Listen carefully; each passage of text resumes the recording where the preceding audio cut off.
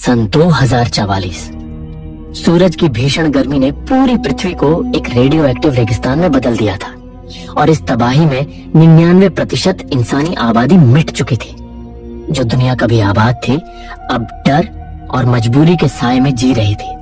वातावरण में आए भयानक बदलावों ने पृथ्वी के ज्यादातर कम्युनिकेशन सिस्टम्स को बर्बाद कर दिया था और सभ्यता धीरे धीरे तकनीकी पतन की तरफ फिसल रही थी, जैसे इंसानियत अपनी ही तरक्की से पीछे लौट रही हो। इसी बेचैन और खौफनाक दौर में रॉक कॉरपोरेशन ने ऑटोमेटा पिलग्रिम नाम के प्रिमिटिव रोबोट बनाए। इन रोबोट्स का सिर्फ एक मकसद था, उन विशाल प्रोटेक्टिव दीवारों और मैकेनिकल बादलों को बनाना जो इंसानों को इस तबाह होती दुनिया से बचा सके। क्योंकि अब पूरी पृथ्वी पर सिर्फ कुछ आखिरी शहर ही बचे थे जहां इंसानियत की बची खुची जिंदगी किसी तरह टिक कर रह रही थी। दुनिया में इंसानों की संख्या बेहद कम रह गई थी, लेकिन रोबोट्स की तादाद लाखों में पहुंच चुकी थी। ये ऑटोमेटा रोबोट पूरी तरह इंसानों के नियंत्रण में थे और उन्हें काबू में रखने के लिए दो बेहद सख्त सिक्योरिटी प्रोटोकॉल बनाए गए थे। पहला प्रोटोकॉल साफ कहता था कि कोई भी रोबोट कभी भी किसी भी रूप की जिंदा चीज को नुकसान नहीं पहुंचा सकता, चाहे वह इंसान हो या कोई और जीवित प्राणी। रोबोट के लिए किसी को हानि पहुंचाना पूरी तरह मना था। दूसरा प्रोटोकॉल इससे भी ज्यादा अहम था। इसके मुताबिक कोई भी रोबोट खुद को मॉडिफाई नहीं कर सकता और न ही किसी दूसरे रोबोट में बदलाव कर सकता है, यानी रोबोट अपनी प्रोग्रामिंग कभी बदल ही नहीं सकते थे। इन दोनों नियमों को सिर्फ एक मकसद से बनाया गया था, ताकि इंसान हमेशा रोबोट्स से सुरक्षित रहे। और सबसे खास बात यह थी कि इन नियमों को कभी बदला नहीं जा सकता था। ये प्रोटोकॉल स्थायी थे, बिल्कुल अटूट। इसी दौर की उजड़ी हुई पृथ्वी पर रॉक कॉरपोरेशन की एक गाड़ी अंधेरी सड़कों पर आगे बढ़ रही थी। इस गाड़ी में ऑफिसर वॉलेस बैठा था, जिसे खबर मिली थी कि इस इलाके में कोई रोबोट खुद को मॉडिफाई करने की कोशिश कर रहा है। जब वॉलेस वहां पहुंचा तो उसे वह रोबोट मिल भी गया। रोबोट ने उसे गुहार लगाई कि उसे ना मारा जाए, मगर वॉलेस ने बिना कोई रहम दिखाए उसे बेरहमी से खत्म कर दिया। उसी शहर के दूसरे हिस्से में जैक नाम का रॉक कॉरपोरेशन का एक इंश्योरेंस ऑफिसर एक परिवार के घर पहुंचा था, जहां उसे रोबोट से जुड़ी एक घटना की जांच करनी थी। वह परिवार बेहद गुस्से में था, क्योंकि उनका दावा था कि रॉक का एक रोबोट उनके प्यारे कुत्ते को मार चुका है। घर का आदमी जैक को बताता है कि उसने रोबोट को सिर्फ इतना कहा था कि वह उसके कुत्ते को साफ कर दे, मगर रोबोट ने उल्टा उसे ही मार डाला और अब वह इंश्योरेंस क्लेम मांग रहा था। लेकिन जैक को उसकी बात पर पूरा यकीन नहीं होता, क्योंकि रोबोट्स पर ऐसे सिक्योरिटी प्रोटोकॉल लगे होते हैं जो उन्हें किसी भी जीवित प्राणी को नुकसान पहुंचाने से रोकते हैं। सच्चाई जानने के लिए जैक अचानक एक चाकू उठाता है और सबके सामने ऐसा दिखाता है जैसे वह अपने ही हाथ पर वार करने वाला हो। मगर जैसे ही चाकू उसके हाथ के करीब आता है, रोबोट तुरंत प्रतिक्रिया देता है और चाकू पकड़कर जैक को चोट लगने से बचा लेता है। उसी पर साबित हो जाता है कि रोबोट अब भी अपने प्रोटोकॉल का पालन कर रहा है। जैक उस परिवार का इंश्योरेंस क्लेम खारिज कर देता है और घर लौट आता है। घर पहुंचकर जैक अपनी गर्भवती पत्नी रेचल से बात करते करते सोफे पर ही सो जाता है, मगर कुछ ही देर बाद उसका फोन बज उठता है और उसे आधी रात को बाहर निकलना पड़ता है। एक टेक्नीशियन उसे बताती है कि कुछ समय पहले ऑफिसर वॉलेस ने एक रोबोट को मार दिया था, क्योंकि वह खुद को खुद ही रिपेयर करने की कोशिश कर रहा था। जब जैक उस रोबोट के इंटरनल सिस्टम की जांच करता है तो टेक्नीशियन उसे बताती है कि इस रोबोट के अंदर छेड़छाड़ हुई है। उसके हेड और इंटरनल कंपोनेंट्स के साथ ऐसी टेम्परिंग हुई थी जैसे किसी ने उसकी प्रोग्रामिंग तक पहुंचने की कोशिश की हो। यह बात बेहद गंभीर थी, क्योंकि रोबोट्स पर एक सख्त प्रोटोकॉल लगा हुआ था, जिसके मुताबिक कोई भी रोबोट खुद को या किसी दूसरे रोबोट को मॉडिफाई नहीं कर सकता। अगर सच में उसके सिस्टम में बदलाव हुआ था तो इसका मतलब सिर्फ दो ही हो सकते थे, या तो किसी इंसान ने उस रोबोट को बदला है, या फिर रोबोट्स खुद ही विकसित होने लगे हैं। इसी चौंकाने वाली खोज की वजह से जैक को इस केस की जांच का जिम्मा दिया जाता है, क्योंकि अगर रोबोट्स ने अपने प्रोटोकॉल तोड़ना शुरू कर दिया तो यह पूरी इंसानियत के लिए एक भयानक खतरा बन सकता था। जब जैक इस रहस्यमय मामले की जांच में लगा होता है, तभी दूर खड़ा एक वर्कर रोबोट उसे अजीब तरीके से घूरने लगता है, जैसे वह सब कुछ इंसानों की तरह समझ रहा हो। जैक को यह व्यवहार सामान्य नहीं लगता और वह उस रोबोट का पीछा करते हुए शहर की बाउंड्री वॉल पार कर जाता है। जैसे ही वह सीमा के पार बढ़ता है, सिस्टम से उसे चेतावनी मिलती है कि वह एक रिस्ट्रिक्टेड इलाके में प्रवेश कर रहा है, जहां शहर के बाहर की तबाह दुनिया में उसे किसी भी तरह की सुरक्षा नहीं मिलेगी। लेकिन फिर भी जैक सच की तह तक पहुंचने के लिए आगे बढ़ जाता है। कुछ दूर एक पुराने कंटेनर के पास उसे वही वर्कर रोबोट दिखाई देता है जिसके हाथ में एक अजीब सा बॉक्स था। जब जैक उससे पूछता है कि वह यहाँ क्या कर रहा है, तो अगले ही पल वह रोबोट खुद को आग के हवाले कर देता है। ऐसा लगता था जैसे वह किसी बहुत बड़े रहस्य को छिपाने के लिए अपनी ही जान दे रहा हो। कुछ देर बाद जैक उस जले हुए रोबोट को लेकर शहर वापस लौट आता है।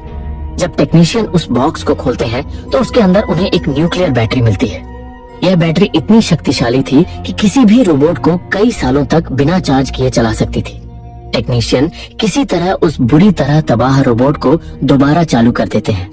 जैक उससे पूछता है कि उसने यह न्यूक्लियर बैटरी किसके कहने पर चुराई थी, मगर रोबोट केवल जैक के ही सवालों को दोहराने लगता है। फिर जैक उससे पूछता है कि वह अपना काम छोड़कर बाहर वेस्टलैंड में क्यों जा रहा था और उसने खुद को आग क्यों लगा ली। जैसे ही यह सवाल पूछा जाता है, रोबोट के शरीर से धुआं निकलने लगता है और वह हमेशा के लिए बंद हो जाता है। जैक जितना इस रहस्य की गहराई तक पहुंचने की कोशिश कर रहा था, उतना ही यह मामला उसके लिए और ज्यादा उलझता जा रहा था। अपने काम से थककर वह अपने बॉस और रॉक कॉर्पोरेशन के मालिक रॉबर्ट से रिटायरमेंट की मांग करता है, लेकिन रॉबर्ट साफ कह देता है कि पहले यह केस सॉल्व करो, उसके बाद ही रिटायरमेंट की बात करना। यह सुनकर जैक घर लौट आता है। घर पहुंचकर जब जैक अपनी पत्नी रैचेल से ग्रीन जोन में शिफ्ट होने की बात करता है, तो रैचेल काफी नाराज हो जाती है। जैक चाहता था कि जब उनका बच्चा पैदा हो तो वे लोग एक सुरक्षित और बेहतर जगह पर रहें, क्योंकि ग्रीन जोन्स में वातावरण ज्यादा स्थिर और सुरक्षित होता है। मगर रैचेल को लगता है कि जैक सिर्फ अपनी नौकरी की वजह से बेवजह खतरे मोल ले रहा है और ऐसी खतरनाक जांचों में उलझ रहा है ताकि ज्यादा पैसे कमाकर वहां शिफ्ट हो सके। इसी बात को लेकर दोनों के बीच तनाव पैदा हो जाता है और रैचेल उसे समझाने की कोशिश करती है कि उसके लिए पैसों से ज्यादा जरूरी जैक का सुरक्षित रहना है। उदास मन से जैक आधी रात को घर से बाहर निकल जाता है और उसी जगह पहुंचता है जहां ऑफिसर वॉलेस ने एक रोबोट को गोली मारी थी। जब वह उस जगह को ध्यान से जांचता है तो उसे दीवार के अंदर छिपी हुई एक और न्यूक्लियर बैटरी मिलती है। कुछ देर बाद ऑफिसर वॉलेस के साथ जैक शहर के उस इलाके में पहुंचता है जहां सिर्फ गरीब लोग रहते थे।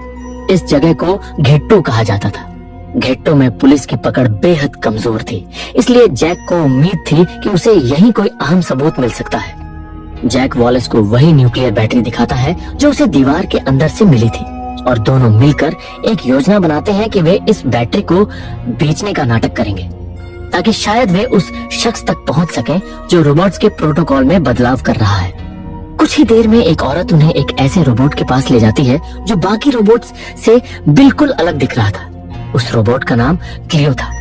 वॉलेस तुरंत सवाल करता है कि इस रोबोट को किसने मॉडिफाई किया है, मगर वो औरत कुछ भी बताने से इनकार कर देती है। गुस्से में वॉलेस अपनी बंदूक निकालता है और क्लियो को गोली मारकर उसकी टांग तोड़ देता है, फिर बिना कुछ कहे वहां से चला जाता है। बाहर आकर वॉलेस गुस्से में जैक से कहता है कि वह उसके कहने पर इतना बड़ा जोखिम उठा रहा है, इसलिए उसे उसके हिस्से का पैसा मिल जाना चाहिए। इतना कहकर वह वहां से निकल जाता है। अब जैक अकेला ही घेट्टो में रुक जाता है। काफी देर इंतजार करने के बाद उसे एक वैन दिखाई देती है। जैक चुपचाप उसका पीछा करते हुए एक पुरानी इमारत तक पहुंच जाता है। जैसे ही वह अंदर कदम रखता है, एक औरत उस पर बंदूक तान देती है। जैक शांत स्वर में कहता है कि वह यहाँ किसी को नुकसान पहुंचाने नहीं आया है। जैसे ही वह उसे न्यूक्लियर बैटरी दिखाता है, वो औरत बात करने को तैयार हो जाती है और अपना नाम डुप्रे बताती है। जैक उसे बताता है कि वह एक केस की जांच कर रहा है। कुछ दिन पहले रॉक कॉर्पोरेशन के 2 रोबोट्स ने अपना सेकंड प्रोटोकॉल तोड़कर कुछ ऐसा किया था जो उनकी प्रोग्रामिंग में था ही नहीं। एक रोबोट खुद को रिपेयर कर रहा था, जबकि दूसरा उसके सामने ही खुद को आग के हवाले कर बैठा। जैक डुप्रे के सामने प्रस्ताव रखता है कि अगर वह इस केस को सुलझाने में उसकी मदद करे तो बदले में वह उसे यह न्यूक्लियर बैटरी दे देगा। डुप्रे कुछ देर सोचने के बाद कहती है कि कोई भी रोबोट अपना प्रोटोकॉल नहीं तोड़ सकता, यह असंभव है। मगर जैक उसके बनाए रोबोट क्लियो की तरफ इशारा करके कहता है कि यह रोबोट बाकी रोबोट्स से अलग लग रहा है, जैसे यह सेकंड प्रोटोकॉल के दायरे में ही ना हो। इस पर डुप्रे बताती है कि उसने क्लियो को इस तरह डिजाइन किया है कि वह बाकी रोबोट्स की तुलना में इंसानी भावनाओं को बेहतर समझ सके, मगर उसने किसी भी प्रोटोकॉल को नहीं तोड़ा है। यह सुनकर जैक उसे उन 2 खत्म हो चुके रोबोट्स के प्रोसेसिंग कोर यानी ब्रेन देकर चला जाता है ताकि डुप्रे उनका विश्लेषण कर सके। अगली सुबह रॉक कॉर्पोरेशन की तरफ से जैक को एक फैक्स मैसेज मिलता है जिसमें साफ शब्दों में लिखा था कि वह तुरंत इस केस की जांच बंद कर दे। और सारे सबूत वापस कंपनी को लौटा दे। ये पढ़कर जैक पूरी तरह हैरान रह जाता है और उसे समझ नहीं आता कि अचानक ऐसा आदेश क्यों आया। तभी उसे एक और फैक्स मिलता है। ये डुप्रे ने भेजा था। उसने जैक को तुरंत अपने लैब में बुलाया था। जैक बिना देर किए वहां पहुंच जाता है। डुप्रे उसे बताती है कि पिछली रात उसने उन दोनों रोबोट्स के प्रोसेसिंग यूनिट्स का विश्लेषण किया और उन्हें क्लियो के ब्रेन में इंस्टॉल कर दिया। अब क्लियो पूरी तरह बदल चुकी थी। वह खुद ही खुद को रिपेयर कर रही थी, जैसे उसके अंदर इंसानों जैसी बुद्धिमत्ता जाग गई हो। दोनों हैरानी से क्लियो को देख ही रहे थे कि अचानक दरवाजे पर दस्तक होती है। डुप्रे दरवाजा खोलती है तो बाहर एक छोटी बच्ची खड़ी होती है। उसी पल एक और बच्चा अचानक सामने आता है और डुप्रे पर हमला करके उसे मार डालता है। वे दोनों बच्चे तुरंत जैक पर भी हमला कर देते हैं। जैक किसी तरह वहां से भागता हुआ बाहर निकलता है और एक चलती हुई कार में कूदकर बैठ जाता है। मगर जैसे ही वह ड्राइवर को देखता है, उसके होश उड़ जाते हैं, क्योंकि कार कोई और नहीं बल्कि क्लियो चला रही थी। उसी समय एक दूसरी तेज रफ्तार गाड़ी उनका पीछा करने लगती है। क्लियो पूरी गति से कार भगाने लगती है।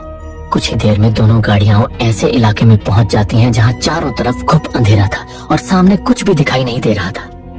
लेकिन इसके बावजूद क्लियो बिना किसी परेशानी के पूरी रफ्तार से गाड़ी चलाती रहती है। अचानक वह जोर से ब्रेक लगाती है। उनकी कार पलट जाती है, जबकि पीछे आ रही दुश्मनों की गाड़ी एक खंभे से टकराकर पूरी तरह तबाह हो जाती है। अगली सुबह जब जैक की आंख खुली तो वह खुद को एक सुनसान रेगिस्तान में पड़ा हुआ पाता है। दूर दूर तक इंसानी बस्ती का कोई नामो निशान नहीं था। उसकी हालत बेहद खराब थी। उसने कमजोर आवाज में क्लियो से मदद मांगी और तभी कुछ अजीब हुआ। क्लियो अपने साथ 3 और रोबोट्स को लेकर वहां आ गई। क्लियो ने जैक को संभाला और उसे अपने साथ ले जाने लगी। कुछ देर बाद जब जैक को पूरी तरह होश आया तो वह बुरी तरह घबरा गया, क्योंकि आसपास कहीं भी शहर दिखाई नहीं दे रहा था। जैक अब पूरी तरह वेस्टलैंड में आ चुका था। थकी हुई आवाज में उसने चारों रोबोट्स को आदेश दिया कि उसे तुरंत शहर वापस ले जाया जाए। मगर हैरानी की बात यह थी कि पहली बार रोबोट्स ने उसकी बात मानने से इनकार कर दिया। उन्होंने कहा कि वे शहर नहीं जा सकते, क्योंकि वह जगह उनके लिए सुरक्षित नहीं है।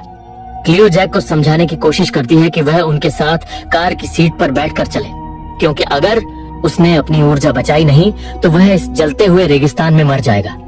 मगर जैक उनकी बात नहीं मानता और उनसे दूर जाने लगता है। चारों रोबोट्स उसे इस हालत में अकेला छोड़ नहीं सकते थे, इसलिए वे उसके पीछे पीछे चलते रहे। काफी दूर चलने के बाद तेज गर्मी और थकान से जैक वहीं गिर पड़ा। दूसरी तरफ शहर में रैचल भी बेहद परेशान थी, क्योंकि जैक का फोन पूरी तरह बंद हो चुका था। अब रात हो चुकी थी। वेस्टलैंड के बीच उन रोबोट्स ने बेहोश जैक को उसी कार की सीट पर बिठा दिया और उसे जिंदा रखने के लिए क्लियो ने उसे कीड़े खिलाए ताकि उसे थोड़ी ऊर्जा मिल सके। जब जैक को होश आया तो क्लियो ने बताया कि उन्होंने इस रेगिस्तान में उसके लिए एक वाटर कंडेंसर बना दिया है। उनके पहले प्रोटोकॉल के अनुसार उन्हें जैक की जान बचानी ही थी। क्लियो ने साफ कहा कि अगर जैक को जिंदा रहना है तो उसे उनके साथ रहना होगा, क्योंकि शहर लौटना अब संभव नहीं है। उधर रॉक कॉर्पोरेशन के मुख्यालय में कंपनी का एक सीनियर एग्जीक्यूटिव जैक पर आरोप लगा रहा था कि उस रोबोट ने खुद को आग नहीं लगाई थी, बल्कि शायद जैक ने ही उसे जला दिया था। वह यह भी कहता है कि जैक ने कानून का उल्लंघन करते हुए उन 2 रोबोट्स के प्रोसेसिंग यूनिट्स डुप्रे को दे दिए। मगर रॉबर्ट उन दोनों को रोकते हुए कहता है कि जैक हमेशा से कंपनी का वफादार रहा है और वह कभी भी ऐसा गलत काम नहीं कर सकता। लेकिन बाकी लोग उसकी बात मानने को तैयार नहीं होते। उधर वेस्टलैंड में चारों रोबोट्स जैक को लगभग घसीटते हुए काफी दूर तक ले जा चुके थे। जैक ने चालाकी दिखाते हुए क्लियो से पानी मांगा। जैसे ही क्लियो पानी लेने गई, जैक ने तुरंत अपनी लोकेशन लिखकर शहर में भेज दी। जैसे ही रॉबर्ट को जैक का संदेश मिला, उसने तुरंत वॉलेस को उसे बचाने के लिए भेज दिया। इसी दौरान रैचल की डिलीवरी का समय भी आ चुका था और वह किसी तरह अस्पताल पहुंच गई थी। वॉलेस के एक जूनियर ऑफिसर ने उसे बताया कि जैक रेगिस्तान में काफी दूर निकल चुका है और अगर वे उसके पीछे और आगे बढ़े तो उनके मरने की संभावना भी बढ़ जाएगी, क्योंकि उस इलाके में रेडिएशन बेहद ज्यादा था। उधर जैक किसी तरह रोबोट्स की नजरों से बचकर फ्लेयर गन से एक सिग्नल छोड़ देता है ताकि वॉलेस उसे ढूंढ सके। कुछ ही देर में वॉलेस वहां पहुंच जाता है। वॉलेस को देखकर जैक पहले तो राहत महसूस करता है, मगर अगले ही पल वॉलेस उसी पर हमला कर देता है। पास खड़े रोबोट्स उसे ऐसा करने से रोकने की कोशिश करते हैं, मगर वॉलेस बेरहमी से 2 रोबोट्स को नष्ट कर देता है। जैसे ही वह क्लियो को मारने वाला होता है, उसी क्षण जैक फ्लेयर गन से उस पर हमला कर देता है और वॉलेस वहीं मारा जाता है और वह जूनियर पुलिस ऑफिसर घबराकर जैक को वहीं छोड़ कार लेकर भाग गया।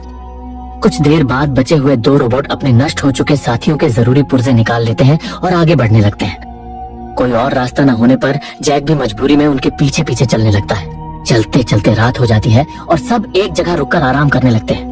उसी दौरान जैक धीरे से कहता है कि वह पुलिस वाला तुम्हारी न्यूक्लियर बैटरी लेकर भाग गया है। अगर तुम मुझे शहर ले चलो तो मैं तुम्हें वह बैटरी वापस दिलाने में मदद कर सकता हूँ। वह उनसे गुहार लगाता है कि उसकी पत्नी गर्भवती है और उसे उसकी जरूरत है, मगर क्लियो शांत स्वर में कहती है कि वे लोग सुबह तक अपनी मंजिल पर पहुंच जाएंगे और शायद वहाँ उसे शहर लौटने के लिए कोई कार मिल जाए। उधर वह junior police officer rock corporation पहुंचकर रेगिस्तान में घटी सारी घटना बता देता है। वह डरी हुई आवाज में कह रहा था कि वहाँ 4 रोबोट थे और उन्हें देखकर ऐसा लग रहा था जैसे वे इंसानों की तरह व्यवहार कर रहे हों। उनका अंदाज बिल्कुल भी रोबोट जैसा नहीं था। तभी कंपनी का सीनियर एग्जीक्यूटिव डोमिनिक वहां आता है और रॉबर्ट को एक बड़ा राज बताता है। वह कहता है कि लगभग 50 साल पहले जब रॉक कॉर्पोरेशन ने अपना पहला रोबोट बनाया था, तब उस पर कोई भी प्रतिबंध या प्रोटोकॉल लागू नहीं था। करीब 8 दिनों तक उन्होंने उस पहले रोबोट से बहुत कुछ सीखा और बदले में उस रोबोट ने भी उनसे काफी कुछ सीखा। लेकिन 9वें दिन उस रोबोट ने अचानक बात करना बंद कर दिया था। डोमिनिक आगे बताता है कि उस पहले रोबोट ने एक ऐसी भाषा का आविष्कार कर लिया था जो इंसानी समझ से परे थी। तभी उन्हें एक बहुत बड़ा सबक मिला। उन्होंने तय किया कि आगे बनने वाले रोबोट्स की सोचने और समझने की क्षमता को सीमित कर दिया जाएगा ताकि वे इंसानियत के लिए खतरा न बन सके। उस पहले रोबोट को आखिरी काम दिया गया था कि वह आने वाले सभी रोबोट्स के लिए सुरक्षा प्रोटोकॉल तैयार करे, मगर वे प्रोटोकॉल कभी इस्तेमाल नहीं किए गए क्योंकि उन्हें तोड़ना नामुमकिन था। उनका कारण यह था कि वे नियम इंसानी दिमाग ने नहीं बनाए थे, बल्कि उस पहले रोबोट ने बनाए थे और वे नियम आज तक किसी की समझ में नहीं आए। जाते जाते डोमिनिक रॉबर्ट को सख्त चेतावनी देता है कि हर हाल में जैक को पकड़ना होगा क्योंकि वह उन बागी रोबोट्स की मदद कर रहा है। अब जैक पूरी इंसानियत के लिए खतरा बन चुका है। यह सुनकर रॉबर्ट वहां से निकल जाता है। ऑफिस के अंदर डोमिनिक अपने आदमी से कहता है कि अगर जैक उन बागी रोबोट्स के साथ उस रेडियो एक्टिव इलाके तक पहुंच गया तो वे बड़ी मुसीबत में पड़ जाएंगे, इसलिए उसे तुरंत रोकना होगा। उधर जैक क्लियो के साथ शहर से कई मील दूर आ चुका था। उसी समय कई पुलिस कारें तेज रफ्तार से उसकी तरफ बढ़ रही थी और उनके साथ रॉबर्ट भी था। रॉबर्ट जैक को चेतावनी देना चाहता था, मगर वह मजबूर था। इधर जैक अब एक उजड़ी हुई सुनसान बस्ती के पास पहुंच चुका था। उस बस्ती के बीचों बीच कोई बैठा हुआ दिखाई देता है। जैसे ही जैक उसकी टोपी हटाता है, वहाँ एक और रोबोट मिलता है। जैक उससे पूछता है कि तुम्हारे प्रोटोकॉल जिस इंसान ने बदले हैं वह कहाँ है, मगर वे रोबोट साफ कह देता है कि उनके प्रोटोकॉल किसी इंसान ने नहीं बदले। जैक को उसकी बात पर यकीन नहीं होता और वह आसपास की वीरान इमारतों में तलाश करने लगता है। एक पुराने वेयर हाउस के अंदर जाते ही उसे टेबल पर एक अजीब सी चीज दिखाई देती है, जैसे कोई बेहद उन्नत तकनीक हो। उसी पल जैक को समझ आ जाता है कि इन रोबोट्स के प्रोटोकॉल किसी इंसान ने नहीं बदले, बल्कि ये रोबोट खुद ही विकसित हो रहे थे। यह समझते ही वह रैचल के पास लौटने के लिए कोई गाड़ी ढूंढने बाहर निकल जाता है। जैक के जाते ही तीनों रोबोट तेजी से उस अजीब मशीन को दोबारा बनाने लगते हैं, मगर उन्हें उसे चालू करने के लिए न्यूक्लियर बैटरी की जरूरत थी। उनमें से एक रोबोट बाहर जाता है जहां जैक एक कार स्टार्ट करने की कोशिश कर रहा था, मगर उस कार में इंजन ही नहीं था। थककर जैक पास की एक गहरी खाई के किनारे जाकर खड़ा हो जाता है। नीचे सूखी धरती को देखते हुए वह रोबोट से कहता है कि कई साल पहले यहाँ एक नदी बहती थी जो समुद्र में जाकर मिलती थी, लेकिन अब यह दुनिया एक नर्क बन चुकी है। रोबोट शांत स्वर में जवाब देता है कि हर चीज के खत्म होने का एक समय आता है और शायद यही वह समय है।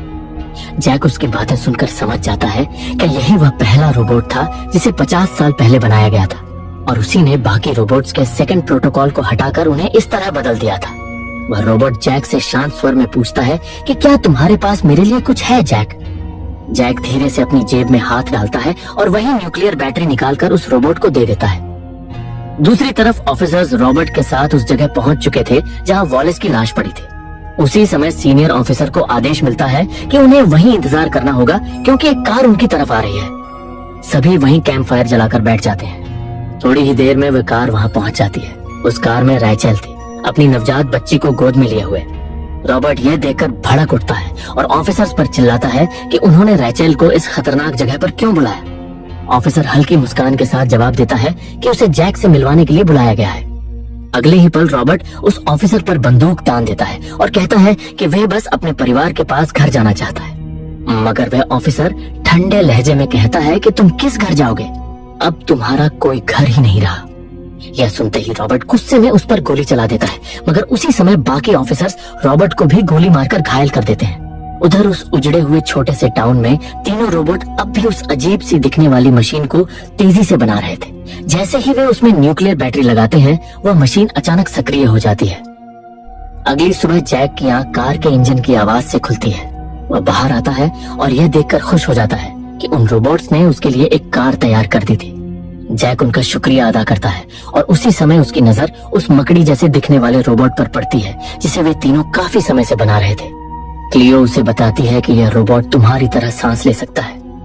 यह हमारी अगली पीढ़ी है जिसे खास तौर पर इस रेगिस्तान के कठोर वातावरण में जीने के लिए बनाया गया है। इसके बाद जैक उन सबको अलविदा कहता है और अपनी कार लेकर वहां से निकल जाता है। थोड़ी दूर आगे बढ़ते ही जैक की नजर दूर फैले वीरान रेगिस्तान में किसी इंसान की परछाई पर पड़ती है जो रेत पर बेसहारा पड़ा होता है। जब वह तेजी से उसके पास पहुंचता है तो देखता है कि वह रॉबर्ट है जो बुरी तरह जख्मी हालत में तड़प रहा है। उसकी सांसें टूट रही होती हैं और आखिरी ताकत जुटाकर वह जैक को बताता है कि कंपनी के लोगों ने रेचल को पकड़ लिया है और उसे इसी रेगिस्तान में कहीं ले आए हैं। ये सुनते ही जैक के अंदर गुस्से की आग भड़क उठती है। उधर दूसरी तरफ 3 इवॉल्व्ड रोबोट्स उस सूख चुकी नदी को पार करने की कोशिश कर रहे होते हैं। असल में अगर वे एक बार उस गहरी खाई के उस पार पहुंच जाते तो वहां कोई इंसान नहीं होता और वे पूरी आजादी के साथ बिना किसी इंसानी दखल के खुद को इवॉल्व कर सकते थे। पहला रोबोट एक पुरानी ट्रॉली से लटककर धीरे धीरे उस सूखी नदी के ऊपर आगे बढ़ रहा होता है। तभी अचानक दूर से ऑफिसर्स की गाड़ियां धूल उड़ाती हुई वहां आ पहुंचती हैं। जैसे ही वे यह दृश्य देखते हैं, तुरंत चिल्लाकर आदेश देते हैं कि किसी भी रोबोट को उस पार नहीं जाने दिया जाएगा और ट्रॉली को तुरंत रोका जाए। अगले ही पल 2 ऑफिसर्स ट्रॉली के केबल पर लगातार गोलियां बरसाने लगते हैं। हालात की गंभीरता समझते ही रोबोट अपनी जान बचाने के लिए बीच रास्ते से ही दूसरी तरफ छलांग लगाने की कोशिश करता है, लेकिन दूरी बहुत ज्यादा थी, वो उस पार पहुंच नहीं पाता। वह सीधे नीचे उस गहरी खाई में गिर जाता है और वहीं उसका अंत हो जाता है। इसके बाद सीनियर ऑफिसर गुस्से में क्लियो को ट्रॉली रोकने का आदेश देता है, लेकिन पास खड़ा दूसरा रोबोट साफ इनकार कर देता है और कहता है कि अब वह इंसानों के आदेश नहीं मानेगा। ऑफिसर तुरंत अपनी बंदूक उसकी तरफ तान देता है और चीख कर कहता है कि तुम सिर्फ एक मशीन हो, तुम्हें केवल इंसानों के आदेश मानने के लिए बनाया गया है, इसलिए इसी वक्त झुक जाओ।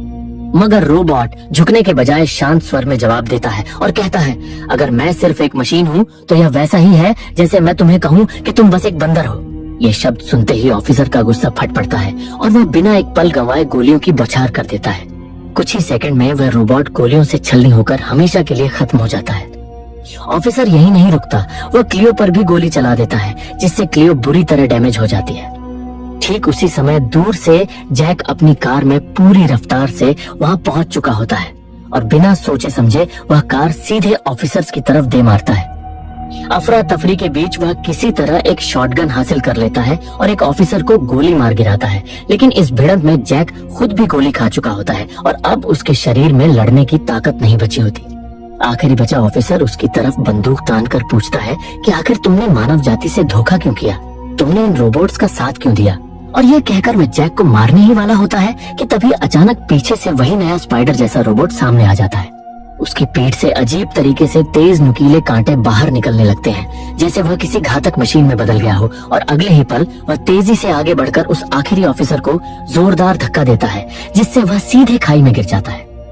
जब सब कुछ शांत हो जाता है तो रेचल धीरे धीरे जैक के पास आती है और बिना कुछ कहे उनकी नन्ही बेटी को उसकी बाहों में रख देती है।